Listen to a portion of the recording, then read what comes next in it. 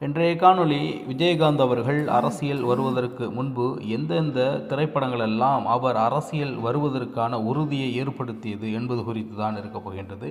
காணொளியை மறக்காமல் சப்ஸ்கிரைப் செய்துவிட்டு பாருங்கள், மறக்காமல் ஷேர் பண்ணுங்கள். வாருங்கள் காணொளிக்குள் செல்லலாம். சட்டம் ஒரு இருட்டரை, 100வது நாள், கேப்டன் பிரபாகரன் போன்ற புரட்சிகர படங்களில் நம்ம விஜயகாந்த் அவர்கள் நடித்திருந்தார்.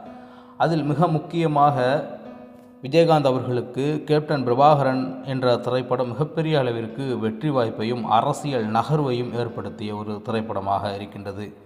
இதன் பிறகு பல திரைப்படங்கள் நடித்திருந்தாலும் அதன் அடுத்த கட்டமாக ரமணா என்ற திரைப்படத்தில் மிகப்பெரிய அளவிற்கு ஊழலுக்கு எதிரான கதையால் அரசியல் சிந்தனையை வெளிப்படையாகவே காட்டிய திரைப்படமாகவே அது விஜயகாந்த் அவர்களுக்கு அமைந்திருந்தது என்பது குறிப்பிடத்தக்கது. மேலும் அதன் பிறகு தொடர்ச்சியாக அரசியலை மையப்படுத்தி பல திரைப்படங்கள் விஜயகாந்த் அவர்கள் எடுத்திருந்தார் என்பதும் குறிப்பிடத்தக்கது. ஆனால் ரமணா தான் விஜயகாந்த் அவர்களுடைய அரசியல் பயணத்திற்கு மிக முக்கிய பங்கு வகிக்கக்கூடிய ஒரு திரைப்படமாக இருக்கிறது. மேலும் ரமணாவில் வந்த கதை ஊழல், லஞ்சம் போன்றவற்றுக்கு எதிராக இருந்திருப்பதால் ரமணா திரைப்படம் ஒரு மிகப்பெரிய ஒரு மாற்றத்தை விஜயகாந்த் அவர்களுக்கு ஏற்படுத்தியதாக அவரே பலமுறை கருத்துகளில் கூறியிருக்கின்றார்.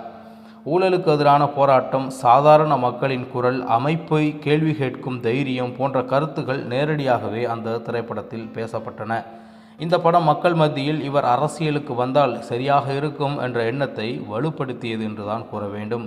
விஜயகாந்த் அவர்களே பின்னாளில் இந்த படம் தன்னை ஆழமாக பாதித்ததாக கூறியுள்ளார் என்பது குறிப்பிடத்தக்கது.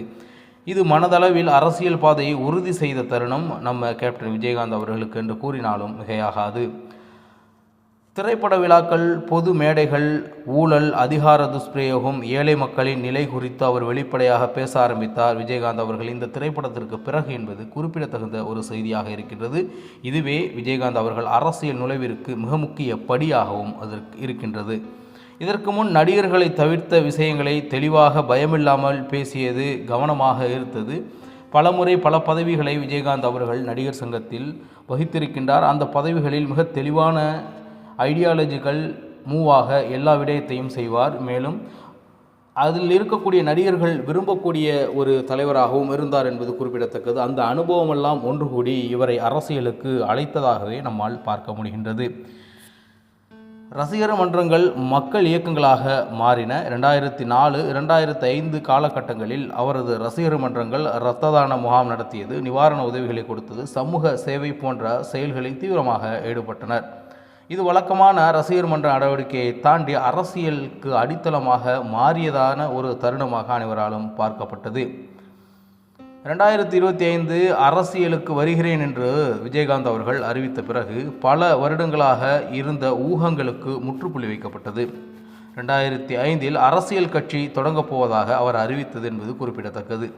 அதுவே 2005 தேமுதிக என்ற ஒரு கட்சியை, தேசிய முற்போக்கு திராவிட கழகம் என்ற கட்சியை அவர் அதிகாரப்பூர்வமாக அரசியல் வருகையை கூறிவிட்டு அறிவித்தார்.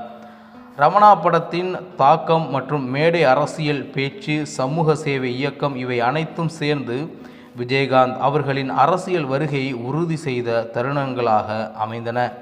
மேலும் விஜயகாந்த் அவர்கள் தொடர்ச்சியாக 2006க்கு பிறகு தமிழ்நாடு சட்டமன்ற தேர்தலில் வாக்கு சதவிகிதத்தை பெறக்கூடிய நபராக மாறியிருந்தார்.